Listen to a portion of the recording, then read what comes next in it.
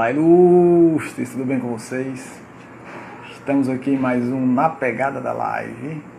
Esta noite, convidada muitíssimo especial, doutora Rosa Viana, defensora pública no estado do Piauí, com atuação na vara de família, nas questões afetas ao direito de família. E hoje a gente vai bater um papo acerca de como está o funcionamento da defensoria, como as coisas estão acontecendo. Vejo que a nossa ilustre convidada já se encontra no recinto. Nós iniciarmos o nosso bate-papo. Vamos ver se o Instagram vai nos ajudar hoje. Se ele vai complicar a nossa vida. Boa noite, doutora Rosa Viana. Deixe-me ver se o Instagram vai segurar. Tá me ouvindo bem, Elton? Estou lhe ouvindo meio som está congelando. bom, som está bom, imagem para mim tá ok. Tá, eu vou sair, tá? E vou pro 4G.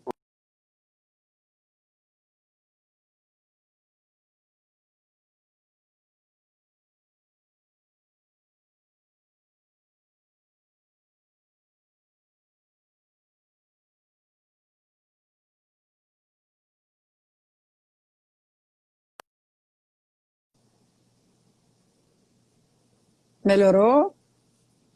Opa! Pronto, vamos ver estou se agora ouvindo pelo bem. 4G a gente... Pronto, eu acho que agora vai dar certo. Que bom. Você tá me vendo e me ouvindo bem? Estou. Pronto, Estou também lhe estou lhe vendo. vendo e lhe ouvindo muito bem. Eu acho que vai dar para a gente desenvolver a nossa conversa. Primeiramente, gostaria de agradecer você ter aceitado o convite, doutora Rosa, para bater um papo aqui com a gente, trazer um pouco de informação, principalmente nesse viés que é a sua área de atuação, que é a Defensoria Pública, né? Para quem provavelmente todo mundo lhe conhece, mas para quem não conhece ainda, a doutora Rosa é defensora pública, né? Que hoje está lotada em Teresina, não é isso, doutora? Sim, estou lotada Sim, na com primeira vara de atuação... família e sucessões, em Teresina, capital, desde 2008.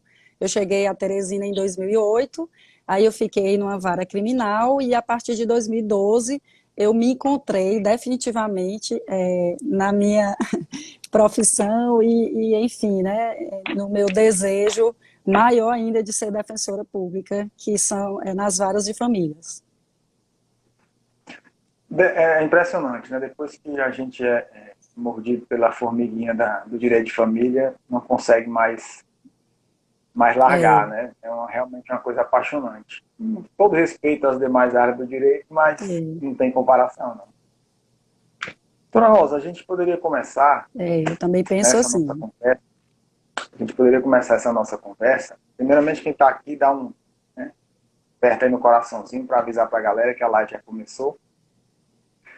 E esse momento da quarentena, pandemia, isolamento, enfim, denominações existem aos montes. Mas o certo é que está tudo virado de cabeça para baixo, né? Por assim dizer. Sim. E, além dos impactos, né, estruturais, por exemplo, home office, as limitações, né, não tem como, tem uma certa limitação, isso é evidente, né, por conta desse distanciamento que nós temos que manter uns dos outros. Mas também nós tivemos algumas alterações significativas, né, nas questões relacionadas ao direito de família, as searas, né, nas demandas familiares. Nós tivemos algumas alterações, relacionamento de convivência, de guarda, de visitação, nas questões de pensão alimentícia, né, nos divórcios, nas mediações, enfim, uma série, uma gama de situações que sofreram impacto diretamente, né, com essa questão dessa pandemia do Covid. E aí eu gostaria da gente começar esse nosso papo, né, que você trouxesse para nós, a princípio, de um modo geral, né, como é que foi a absorção pela Defensoria de todo esse impacto, e depois a gente vai pontuando, né, mais especificamente. Pode ser assim? Tá bom? Pode. Primeiramente, Elton, me permita chamá-lo assim. Tá, Eu né? conheci o Totalmente. Elton na Comissão das Famílias e Sucessões aqui no Piauí, e eu queria agradecer ao convite. Sempre para mim uma honra e um orgulho falar da Defensoria Pública, como eu acho que as pessoas que me acompanham nas redes sociais, elas percebem que é nítido, é nítida a minha paixão pela minha instituição, que realmente, para mim, é causa de orgulho fazer parte dela, e isso se tornou cada vez mais nítido agora, nesse período difícil da pandemia, porque a gente vai adentrar, na verdade, aqui, Elton, nas demandas familiares, mas eu gostaria de fazer um apanhado geral em relação à atividade defensorial nessa época de crise. Realmente a defensoria não para, talvez por conta de nós defensores e a defensoria de um modo geral ter tido que se adaptar a esse período, assim como todos os órgãos públicos, empresas, enfim, pessoas. Nós tivemos assim uma dificuldade muito grande no início dessa logística de atendimento ao constituinte, de como seria esse home office, como se daria esse home office, essa questão de comunicação com os nossos estagiários, com os nossos assessores.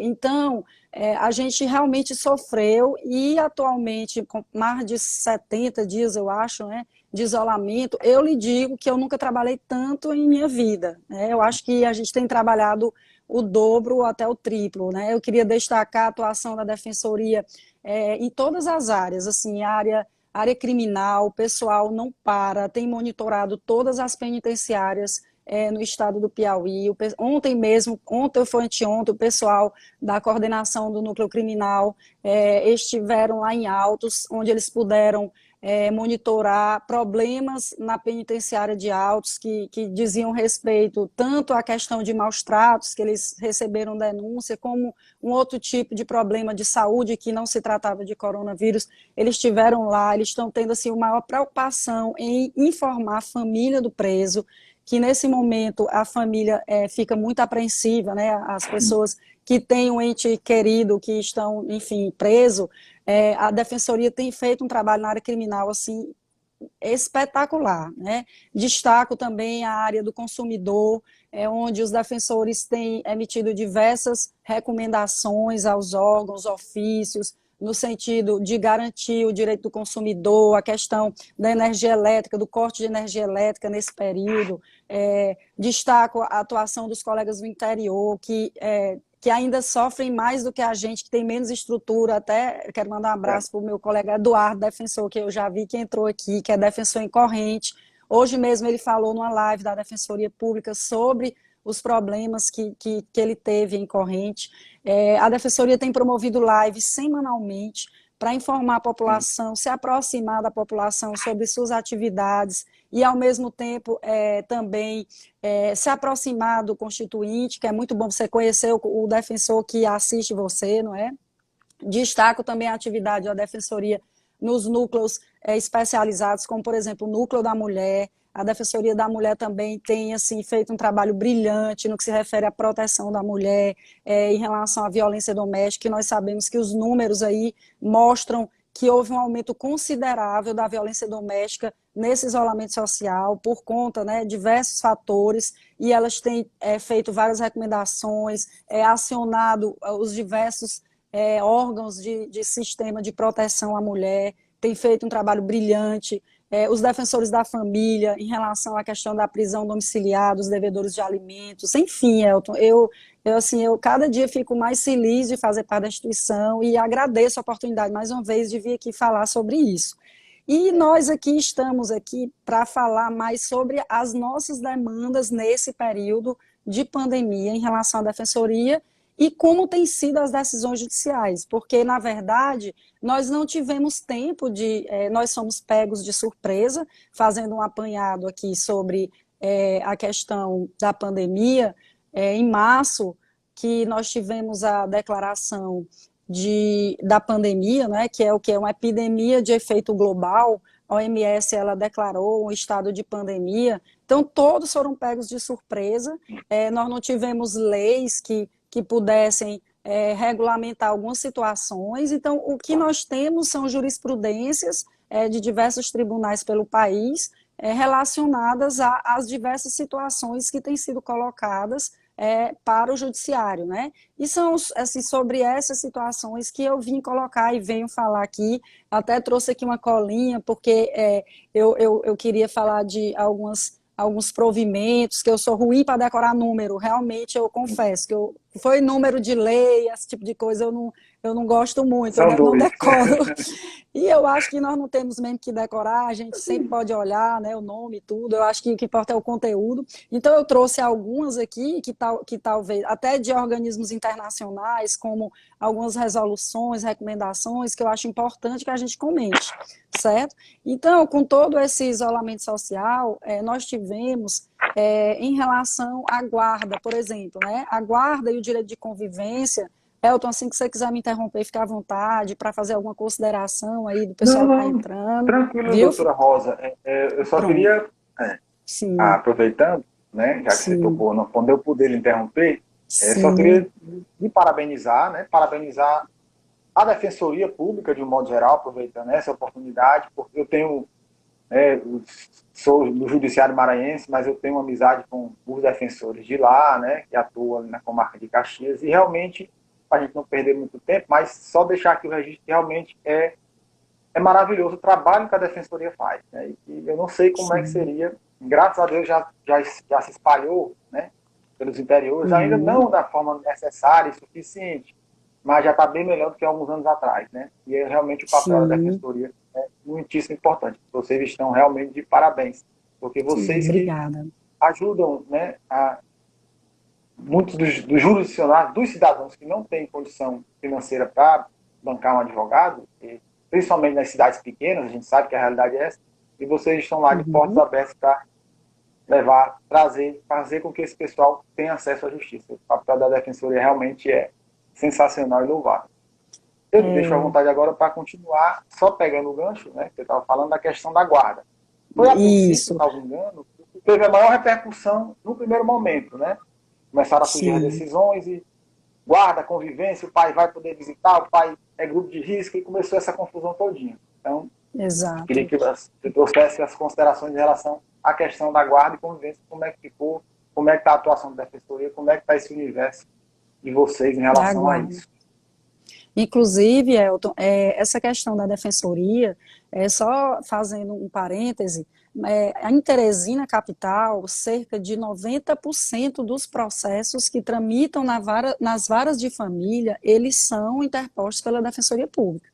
Então, assim, a demanda é muito grande. Se você pegar cada vara de família da capital, em média, entre 4 a 7 mil processos. Então, você imagina a gente ter que acompanhar isso em regime de home office, né? Então, assim, realmente é uma dificuldade grande e tem sido, assim, a gente tem se esforçado muito para garantir essa tranquilidade ao nosso assistido, através dos meios sociais, das ferramentas.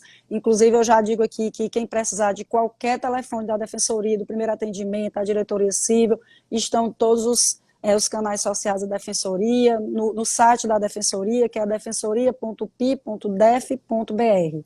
Então, dando continuidade, toda essa situação de isolamento, todas as recomendações internacionais e nacionais, elas são no sentido de evitar um deslocamento das pessoas, né? Então, todas as recomendações são no sentido de manter a pessoa isolada, e com isso, o que aconteceu?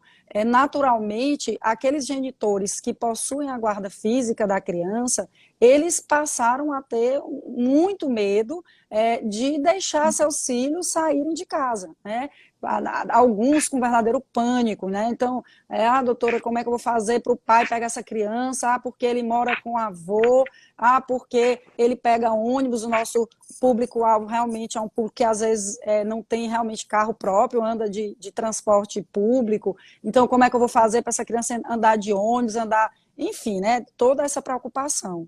E essa preocupação ela foi geral, né, ela foi geral a nível nacional e começaram, como você bem destacou, as dificuldades em relação à questão da convivência. Nós sabemos que a guarda hoje, ela é a guarda que é recomendada pelo Código Civil, alterada pela Lei da Guarda Compartilhada, justamente a guarda compartilhada, né? Hoje nós só temos no sistema legal brasileiro 2 tipos de guarda, que é a unilateral e a guarda compartilhada. A guarda que se chama alternada, ela não existe no ordenamento jurídico.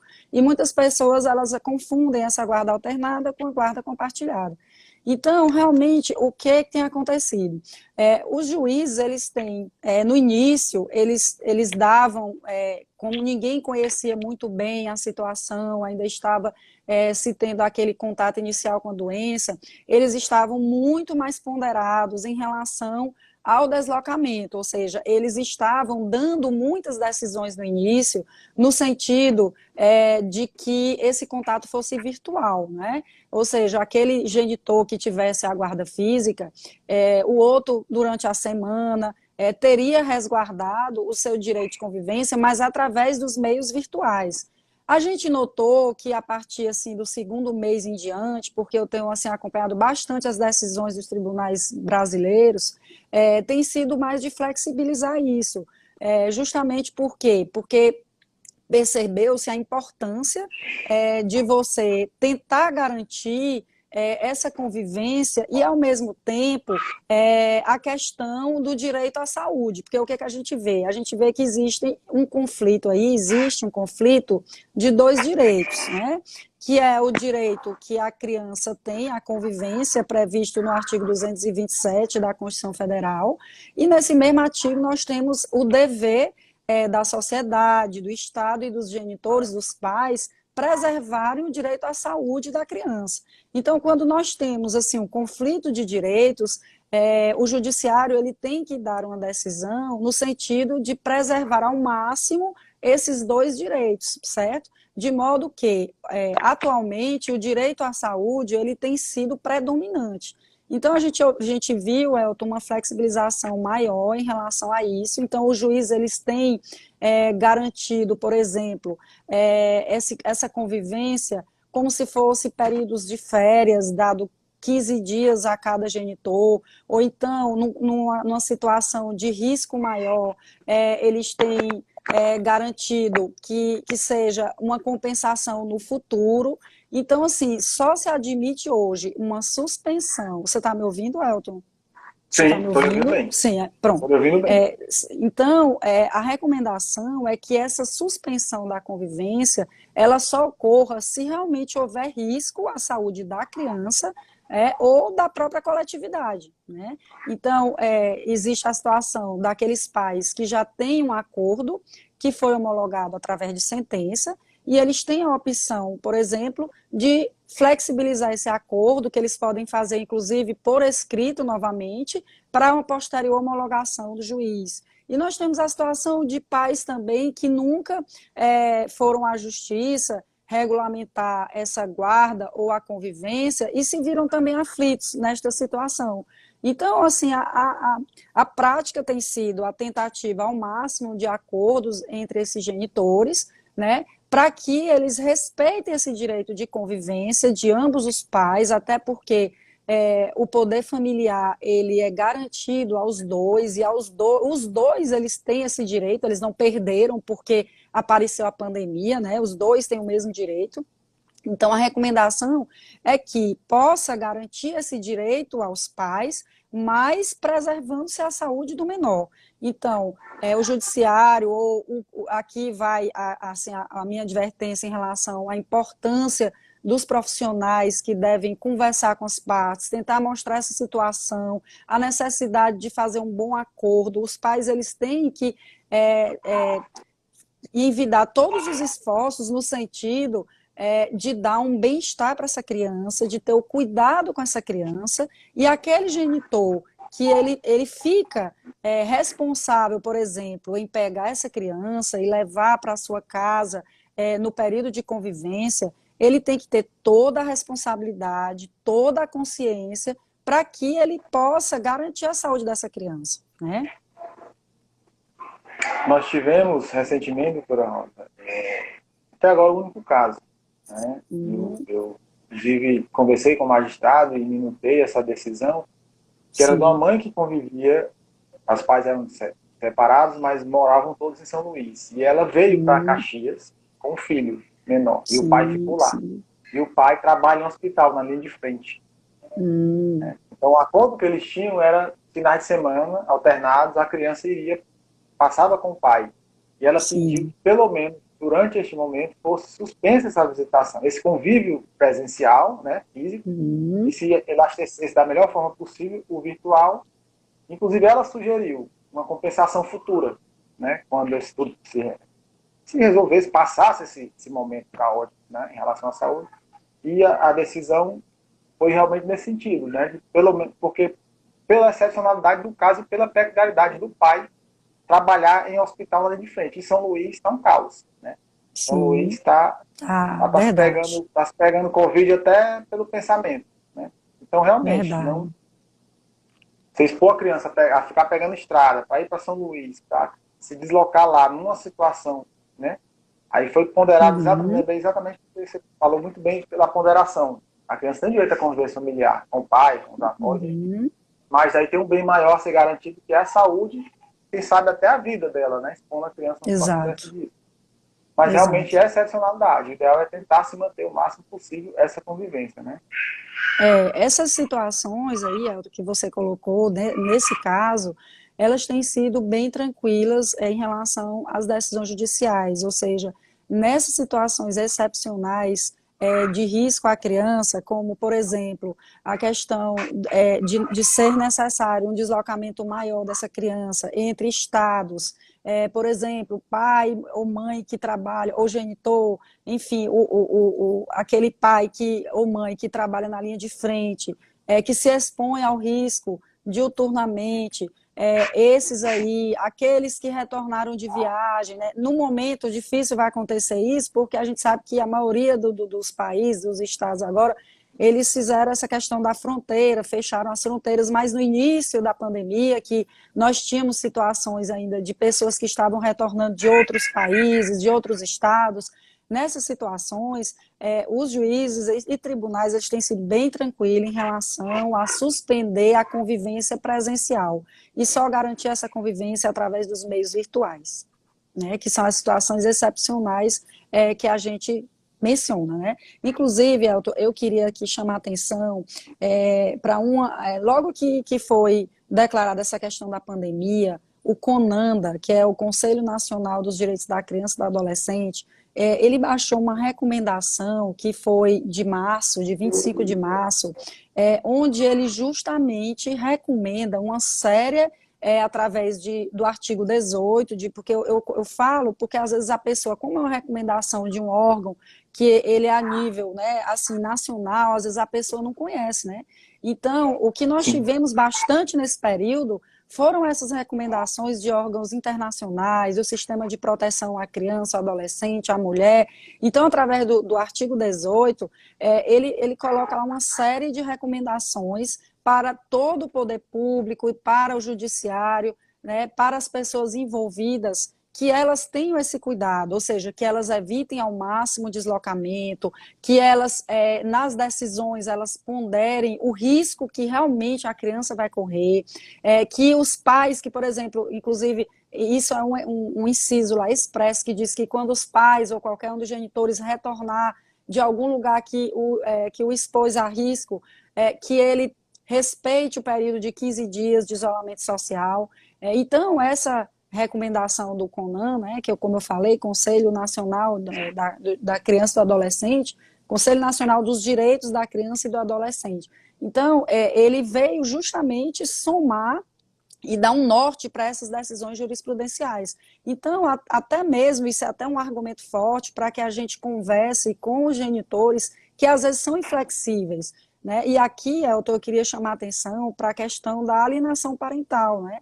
Porque existe algumas situações que estão acontecendo que um dos genitores, aquele que tem a guarda física, se aproveitando da situação ele tem tentado impedir ou dificultar o direito de convivência do outro genitor.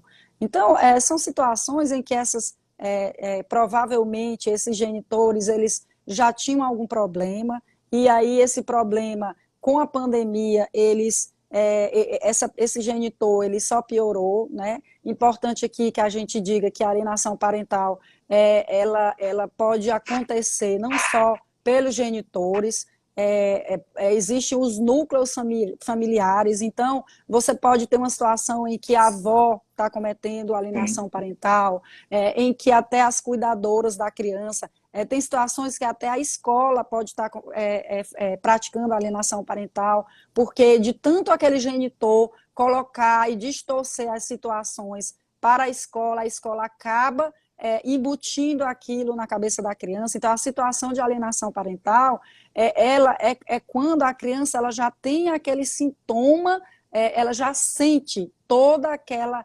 situação, ela já passa a ter sintomas realmente de alienação. Então, não é um fato isolado que você pode considerar alienação parental, é toda uma conjuntura que você tem que analisar, né, e na justiça, nas áreas de família, para mim, pessoalmente, as ações mais difíceis são as ações de guardas, e especialmente quando envolve alienação parental. Então, essas situações, a guarda compartilhada, ela vem até para evitar e para prevenir esse tipo de situação, que é da alienação parental. Aproveitando, vou pegar aqui um gancho que Sim. você nos trouxe, principalmente nessa questão. Olha só, tem muita gente, como você bem disse, doutora Rony, se aproveitando, né? Sim. Logicamente, as situações, as relações, a situação fática de muitas das pessoas realmente se alterou. Mas alguns pais, alguns genitores estão se aproveitando, como você bem disse, e aí a gente já aproveita para dar seguimento no outro ponto que a gente vai tocar. Tem genitor se aproveitando em relação à guarda, tentar afastar sob o fundamento, toda a alegação do risco, da contágio do Covid, como também tem muito genitor se aproveitando, né, para deixar de pagar a pensão, né, atrasar a pensão, querer revisar a pensão, né, colocou-se no bolo, não, a pandemia chegou, então todo mundo pode revisar, todo mundo pode deixar de pagar, e não é bem por aí, né? É verdade. A gente tem até ouvido o termo pegar carona na pandemia, né? Ou seja, algumas pessoas elas têm realmente se aproveitado em todas as áreas do direito para se eximir de alguma obrigação contratual ou mesmo da obrigação alimentar por conta da Covid-19. Então, fazendo um apanhado aqui em relação ao impacto que essa pandemia ocasionou, Elton, na questão financeira. Nós tivemos, inclusive, hoje foi objeto de notícia em todos os jornais nacionais, uma pesquisa do PNAD, que foi divulgada pelo IBGE.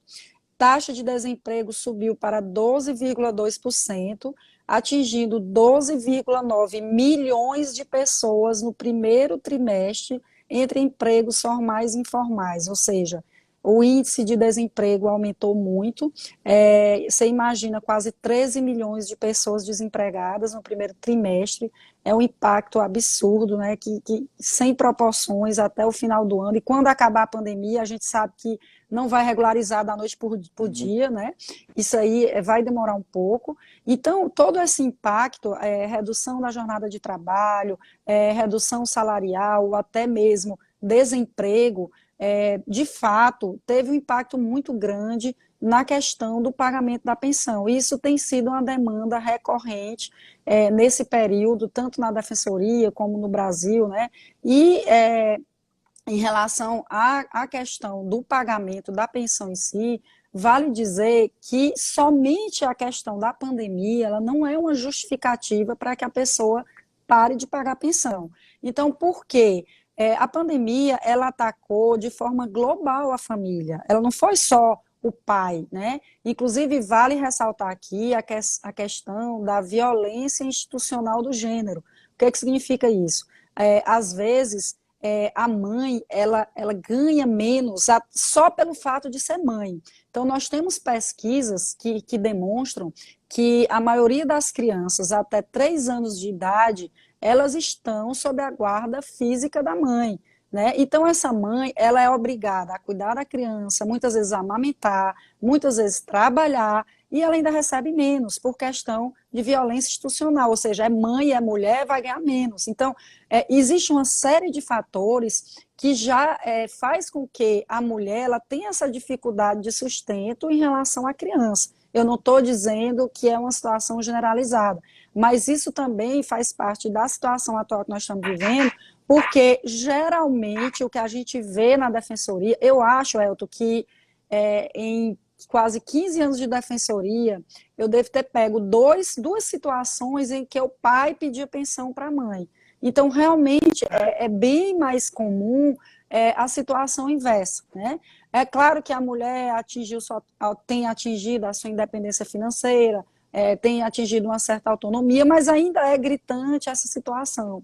Então, o pai, ele não pode simplesmente parar de pagar pensão. Ele não pode simplesmente chegar e dizer, olha, eu estou desempregado, a pandemia ocasionou um impacto financeiro em minha vida, e eu vou parar de pagar pensão. Então, não pode acontecer isso.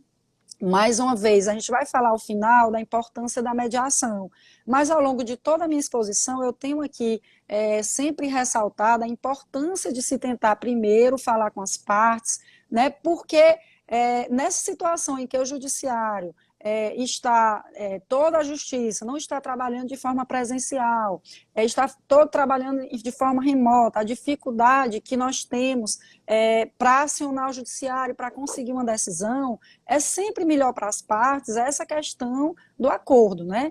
Então, o que a gente quer alertar é que esse pai que está com dificuldade financeira, ele tem que procurar um profissional ou a mãe da criança para fazer um acordo e informe essa situação para que ele entre com a ação de revisão de alimentos, né? Então, ele tem que comprovar que a sua possibilidade, ela realmente foi impactada. Então, a gente sabe que o dever de prestar alimentos, ele funciona, ou ele é determinado pelo trinômio, que é possibilidade, necessidade e proporcionalidade. Então, ele tem que provar de alguma forma, através de prova documental, por exemplo, da CTPS dele demonstrando, comprovando o seu desemprego, ou então que de alguma forma ele teve um impacto financeiro muito grande para que ele consiga reduzir essa pensão. E se ele conseguir um acordo com a mãe ou com o genitor que tem a guarda física, melhor ainda, porque aí depois ele procura a defensoria, procura o advogado para que submeta esse acordo a uma homologação. Então, Elton, essa questão da revisão, até mesmo nós temos a súmula 358 do STJ, que ela diz que essa exoneração, por exemplo, o filho maior de idade, ela não é automática. Então, essa questão de você não deixar de pagar a pensão automaticamente quando o filho completa 18 anos, já é uma situação que já existe. Ninguém pode alterar uma decisão judicial sem outra decisão judicial, é o que eu costumo dizer para os meus constituintes. Então, na defensoria, nós temos tentado conversar com as partes para que haja um entendimento, essa mãe ou esse pai que tem a guarda, eles possam compreender a situação atual. Olha, realmente ele perdeu o emprego, eu sei que ele perdeu o emprego, então vamos fazer aqui uma compensação. Por exemplo, ele fica pagando menos 20%, ele pagava 50%, ele paga 20% durante 3 meses, e a partir daí ele aumenta esse percentual, certo? Então, assim, existem diversas possibilidades, mas ele não pode deixar de procurar o judiciário porque ele vai sofrer uma execução de pensão alimentícia. O primeiro mês de atraso de pensão, o pai ele já pode responder a um processo de cumprimento de sentença. Então, na defensoria, nós temos tentado conversar com as partes para evitar a judicialização, mas é importante que que esse genitor que paga a pensão, ele não deixe de pagar de forma arbitrária, nem por sua própria vontade, né? Ele tem que procurar ou a mãe ou a pessoa que recebe pensão para tentar negociar. E ele tem que realmente comprovar que essa crise, ela impactou, né, financeiramente o orçamento dele, porque, como eu disse, essa crise, ela atacou de forma global a família, ela impactou a família toda. Então, da mesma forma que ele recebeu esse impacto, a mãe, ela pode também estar desempregada, ou ela pode estar sobrecarregada financeiramente, os gastos da criança podem ter aumentado nesse período de pandemia, e aqui é importante a gente já conversar sobre essa questão do cumprimento de sentença, se você não tiver nenhuma ponderação aí a respeito da questão dos alimentos. Tranquilo, eu só queria pontuar o seguinte, doutora Rosa, porque independentemente do impacto, que isso é notório, não tem como a gente fugir disso, né? Eu até Sim, costumo sim. dizer que tem uma diferençazinha entre o que a gente espera do mundo ideal, das relações jurídicas, e a vida Uhum. real, né? É, Impactou todo mundo, é lógico. Aquele cidadão que era ambulante, ele provavelmente, a renda dele certamente diminuiu bastante. Só que a sim. gente tem que analisar também que tem uma criança que depende dele. É, Ele gostando ou não, a renda dele tendo caído ou não.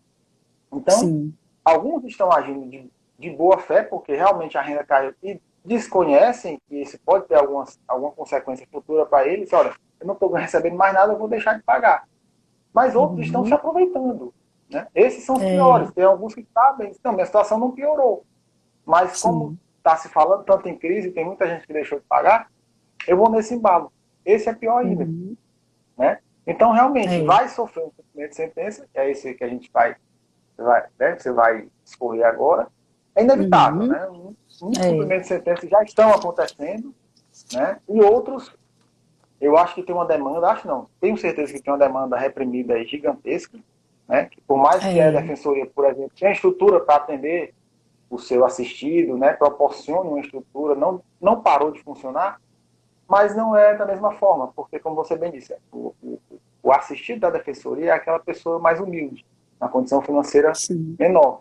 Então, é a que anda de ônibus, é a que depende de transporte público. Né? E, por Isso. exemplo, Teresina já não é dos melhores, e agora, nessa situação, está pior ainda. Então, tem muita gente que não consegue chegar sequer à defensoria. Tem muita gente que não tem acesso à Verdade. internet para acessar os canais, Exato. né, as redes da defensoria, passar um e-mail. Então, assim, tem uma demanda ainda que vai desembocar quando tudo isso voltar, quando o isolamento acabar, né? Mas nós já estamos tendo Exatamente. muito cumprimento de sentença. Né? A senhora já tem demandado bastante isso, né? Tem sim. Essa preocupação é enorme, assim, com essa demanda reprimida que nós vamos ter. A gente tem conversado muito sobre isso entre os defensores, até para a questão da organização da volta da defensoria. Porque realmente até a questão das audiências virtuais, que a gente sabe que hoje é possível fazer e alguns juízes já estão fazendo, o próprio Sejusc em Teresina já está fazendo através, né, de portaria do TJ, em que o CNJ disponibilizou uma plataforma virtual, mas é realmente fato que o nosso assistido nem todos têm esse acesso. Então, eles vão esperar ansiosamente ao retorno para que eles possam resolver essa situação. Até porque, como ele disse, tem situações que o casal, o ex-casal, eles já tinham problemas muito antes da pandemia, esses problemas eles não se resolveram da noite para o dia. Você não pode obrigar partes que tiveram conflitos a vida toda a, de repente, terem interesse em fazer acordo. Ao contrário, esses conflitos eles podem até ter se potencializado nesse período, não é isso? Então, é necessário muita cautela realmente do profissional.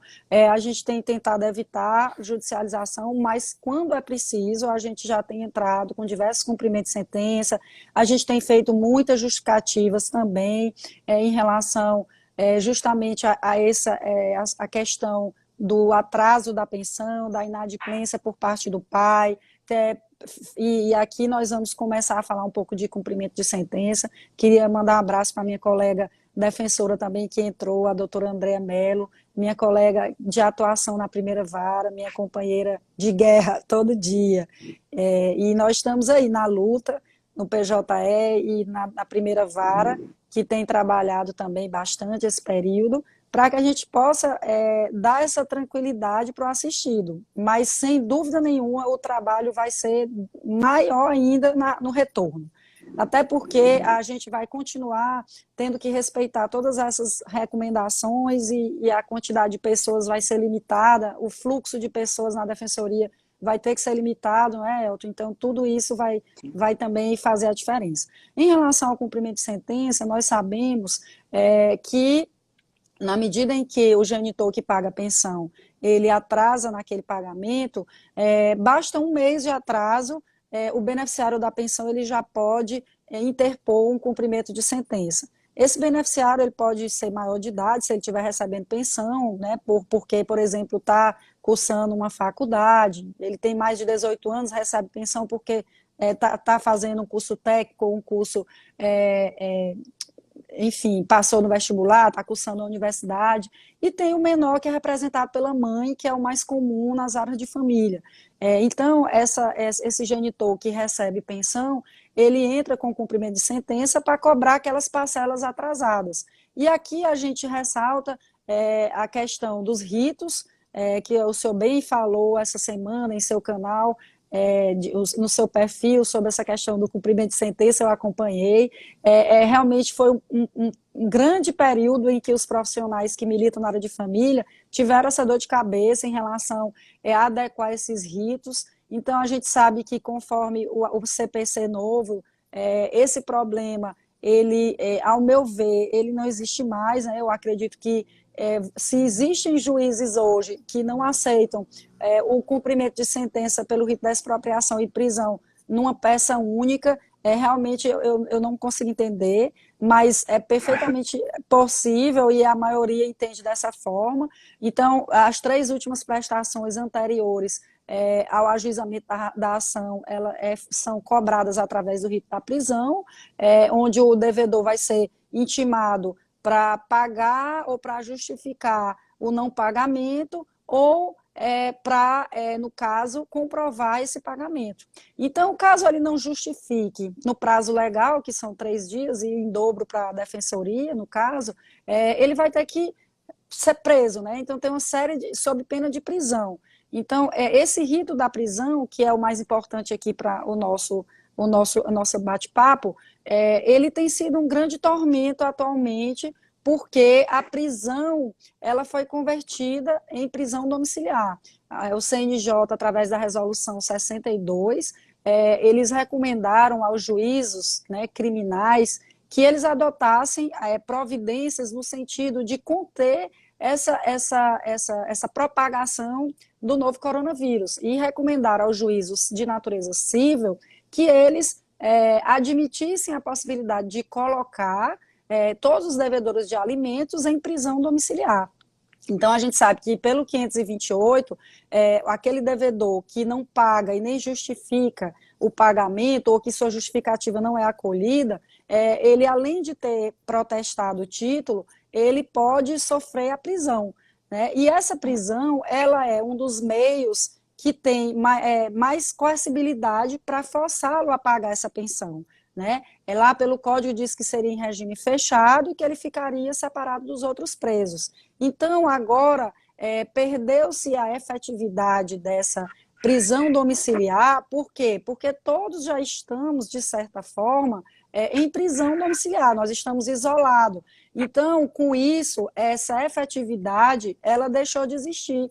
Então, procura-se agora soluções para se preservar o direito do credor, né? Porque a crítica maior a essa decisão do STJ é que o mais vulnerável na relação, que é o menor, que já tem muitas dificuldades para cobrar esse débito, porque a gente sabe o quanto é penoso um processo de execução, às vezes você vem lutando desde o início na ação de alimentos para ter uma sentença que arbitre os alimentos ou numa ação de investigação de paternidade. Então, já é muito penosa a situação do credor de alimentos. Então, ele se vê ali tendo que cobrar, e quando ele consegue cobrar, uma das medidas mais eficazes, que seria a prisão, agora não pode ser colocada.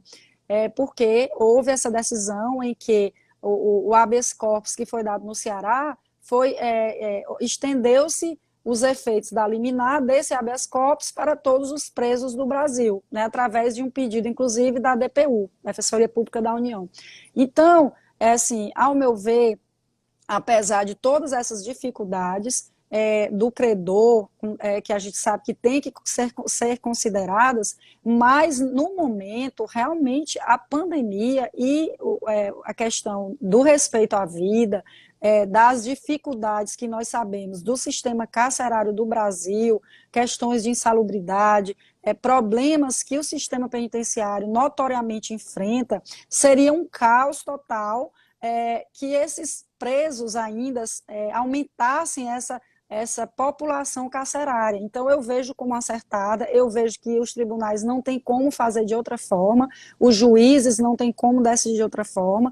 No momento, as decisões, elas têm que seguir essas recomendações, né? E nós temos que procurar agora soluções que possam minorar, né, e respeitar esse direito do credor. E aí surgiu o auxílio emergencial, que nós já vamos dar aqui também uma pincelada na questão do auxílio emergencial. Nós sabemos que tem algumas soluções que são diversas da prisão, que os magistrados eles já vinham usando no processo de cumprimento de sentença, como, por exemplo, a questão da apreensão do passaporte, a questão da apreensão da carteira de motorista, de habilitação. Entretanto, todas essas medidas, elas também não têm tanta eficácia no momento, porque as pessoas estão impedidas de se deslocar, elas estão impedidas de viajar. Então, todas essas medidas, então, o juiz se viu naquela situação, poxa, como nós vamos fazer agora para garantir esse direito? Então, existem algumas decisões no sentido, por exemplo, de suspender esse mandado de prisão para que ele seja cumprido posteriormente à pandemia. Por exemplo, suspende por 3 meses, inclusive aqui eu ressalto a Defensoria Pública do Piauí, a doutora Sheila, nossa diretora civil, ela entrou com um pedido de habeas corpus em que ela conseguiu essa prisão domiciliar para os devedores de alimentos e houve a suspensão da prisão pelo prazo de 90 dias, ou seja, aquele devedor, quando acabar a pandemia, ele vai poder ser preso e você vai poder continuar cobrando aquela obrigação alimentar. Ela não perde ali a eficácia, entendeu? Então, é uma solução que eles estão encontrando. Outra também, a questão da penhora no auxílio emergencial. Nós sabemos aqui, doutor Elton, que o governo federal ele tem tentado criar medidas para garantir, para ajudar os trabalhadores informais, que são os que sofreram mais com o impacto da pandemia. Então, através desse auxílio emergencial, esses trabalhadores eles passaram a ter direito de uma ajuda que tem natureza temporária, de 3 meses, que no valor de R$ 600. E para a mulher, que no caso, como eu tentei colocar, a dificuldade é maior, ela poderá receber em dobro, né, R$ 1.200. E os juízes, eles têm aplicado aí o artigo 829, parágrafo 3º do Código de Processo Civil, porque o 830, ele garante a impenhorabilidade, né, dos salários, dos subsídios, dos rendimentos da pessoa. Entretanto, tem a exceção para o caso de pensão alimentícia. Então, no caso de pensão alimentícia, como entende-se que essa criança ou esse menor, ele também faz parte do núcleo familiar daquele devedor de alimentos, portanto, para garantir o seu sustento, é um direito de sustento, o princípio da dignidade da pessoa humana. Então, a exceção à questão da impenhorabilidade é justamente a pensão alimentícia. Então, nós temos, inclusive, até para ilustrar, nós tivemos aqui, no dia 25 de maio, na comarca de Fortaleza, na 6ª Vara de Família, nós tivemos uma decisão, processo número 0147559, de 2017, em que o juiz determinou a penhora de 50% do auxílio emergencial, de forma parcelada, do devedor de alimentos, né, para que garantisse ao credor o direito de recebimento de sua pensão atrasada. Então, os juízes eles têm parcelado, essa penhora, eles têm colocado de forma parcelada, respeitando também o que determina o artigo 829, que não seja superior a 50% dos seus rendimentos líquidos. Então, essa penhora ela não pode ser superior a esse valor. Perfeito. Inclusive, Caxias, por exemplo, né, nós seguimos a recomendação do CNJ, e as ordens de prisão que já estavam expedidas, né, foram convertidas, e as demandas que estão em trâmite, de cumprimento de sentença ou execução, se chegarem ao ponto de precisarmos expedir uma ordem de prisão, será nessa modalidade. Até porque, como você bem pontuou, doutora Rosa, no mundo perfeito, teria um lugar reservado para esse devedor de alimentos cumprir a sua prisão civil. O problema é que a gente vai, na maioria das localidades no Brasil, ele não fica num local separado. A gente sabe que a realidade é essa. É verdade. Né? Então, você colocar um cidadão... Aí não vou entrar no mérito aqui da questão moral, deixou de pagar a pensão para o filho, merece isso, aquilo, é outra história. Né? Mas se a gente levar em consideração que o bem maior que todos nós temos é a vida, então você está expondo um cidadão desse a um risco desnecessário. Eu acho inclusive vou conversar com o magistrado amanhã, eu acho essa questão da suspensão, da prorrogação, você vai escapar agora, você vai ficar em casa, mas na hora que isso aqui acabar, que disser, não, tá ok, pode voltar à vida normal, você vai cumprir, né? Vai sobrestar, vai dar uma pausa, você vai cumprir essa prisão futuramente. A ideia é interessantíssima, vou conversar isso amanhã. Já tem diversas decisões, Minas Gerais, nesse sentido, se você acompanhar as decisões, você vai achar a decisão nesse sentido, depois eu até lhe mando, porque eu tenho até salvo diversas decisões, porque a gente tem que ilustrar nossas peças. E essa questão do sistema penitenciário, Elton, não só a vida, né, o risco que o preso corre, mas a própria coletividade, porque ali pode ter uma propagação em massa dos demais presos, dos agentes penitenciários. Enfim, não é só, o risco não é só a saúde do preso, a saúde, tanto é que essa recomendação, ela é a nível geral para todo o sistema penitenciário, para todos os juízes criminais.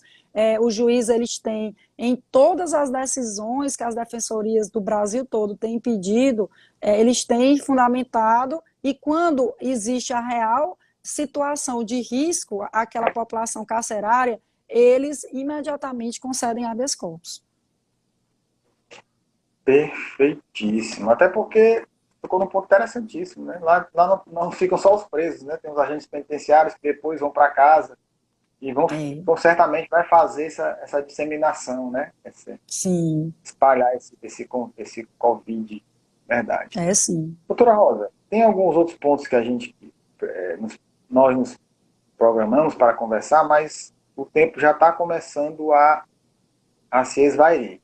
Sim. Eu gostaria que você principalmente, pontuasse para a gente como é que está sendo a questão das audiências, das audiências da Defensoria, como é que está acontecendo, como é que está sendo a participação efetiva da Defensoria. Aqui no Piauí, as audiências realmente estão acontecendo, as mediações virtuais, como é que está funcionando isso de verdade, na prática da Defensoria?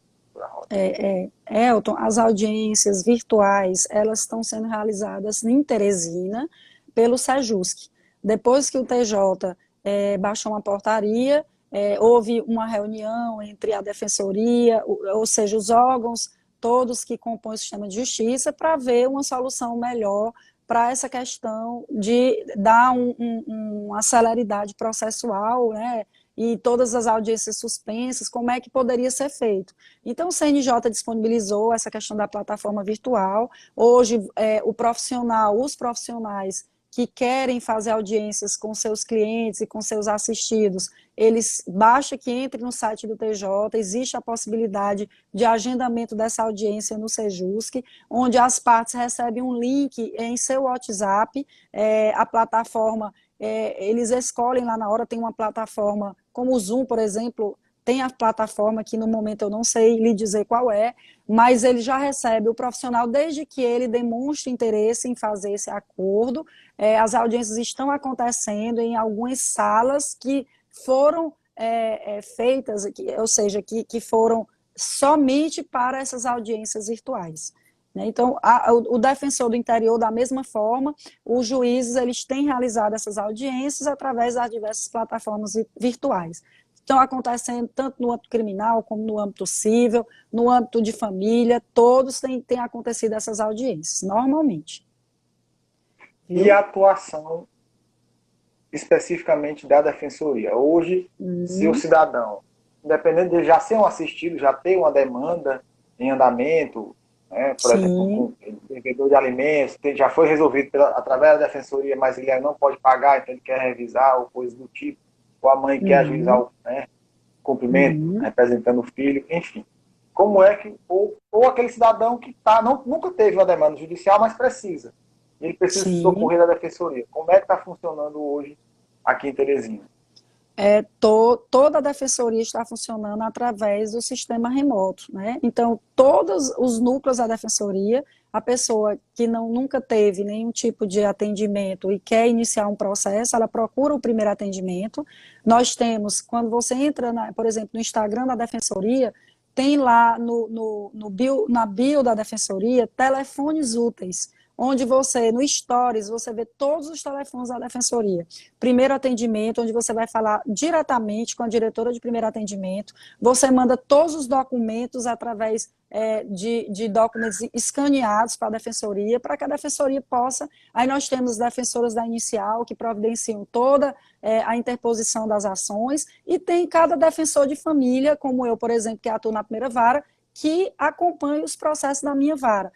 Nós diariamente recebemos mensagens de WhatsApp e telefones também que ligam, né? Nós temos os nossos telefones que funcionam. Nós temos trabalhado em regime remoto de home office de 8 às 14. Então, nesse período, nós estamos recebendo diretamente ligações e mensagens para o WhatsApp, onde a gente promove o andamento processual, recebe documentos também via e-mail, né, em que a gente está protocolando normalmente essas petições de andamento dos processos. Inclusive, conversando com os assessores dos juízes, hoje mesmo eu conversei com o Jadiel, assessor da Vara de Família, um dos servidores, colaboradores que nos auxiliam, né, da melhor forma possível. Então, é isso. Perfeito. Bom demais saber que tá fluindo, né? Obviamente não da forma que se desejava, né? Mas dentro do atual cenário das limitações impostas, eu acho que só o fato de não ter parado, né, já é de grande valia, principalmente para a população mais carente, que é quem realmente lança a mão dos serviços muito bem prestados, por sinal, pela Defensoria. Obrigada, Elton. A gente, no início, como ele disse, as dificuldades foram maiores, mas nós já estamos nos adaptando com essa modalidade de serviços de teleconsulta, enfim, de remoto e home office, né? E hoje até os próprios assistidos, eles já estão mais acostumados, né? A gente já entrou com recurso também, então tem assim, trabalhado em dobro, como ele disse, Elton. E aí eu queria aproveitar também finalize. Eu queria aproveitar, antes que o nosso tempo vá embora, eu queria aqui falar um pouco, acompanho o seu perfil, né? Você lançou há algum tempo um perfil para falar, né, sobre o direito de família, falar do trabalho da Defensoria. Eu gostaria que nós encerrássemos o nosso papo, você falando um pouco sobre como foi que você idealizou, como surgiu e como é esse perfil. Tá bem, eu vou falar aqui bem rapidamente, eu agradeço a oportunidade, Elton. Eu sou coordenadora da Escola da Defensoria, ESDEP, e lá eu realizo um trabalho de fazer um boletim semanal para os defensores. Então, eu preciso pesquisar semanalmente todas as notícias, jurisprudências, eu tenho que estar bem atualizada para colocar nesse boletim. Então, inspirada nisso, eu pensei, por que não compartilhar essas informações numa rede social? Eu gosto muito do Instagram, que ele começou de uma forma muito visual, com mais fotos, e ele foi ao longo do tempo evoluindo. Hoje nós temos o Instagram que valoriza muito a prestação de serviços, de vendas, a gente vê todas as pessoas e escritórios de advocacia, órgãos públicos hoje tem o Instagram. Então eu resolvi fazer um perfil profissional para ficar uma coisa bem direcionada. Eu gosto muito de ajudar as pessoas, de compartilhar coisas boas, e o Instagram realmente é a ferramenta que eu tenho preferência e que eu vejo hoje, ó, através dessa live, nós estamos ajudando muitas pessoas, podemos ajudar de certa forma, e aí eu convido as pessoas a participarem, que a gente pode cada vez mais fazer um perfil mais atrativo e mais informativo. E, por favor, fale o IG. Pois é Jurídico com Rosa Viana, e nós estamos à disposição para receber dicas. O doutor Elton também está fazendo um trabalho maravilhoso no perfil dele, e juntos, né, doutor Elton, somos mais fortes, podemos ter aí perfis que a gente possa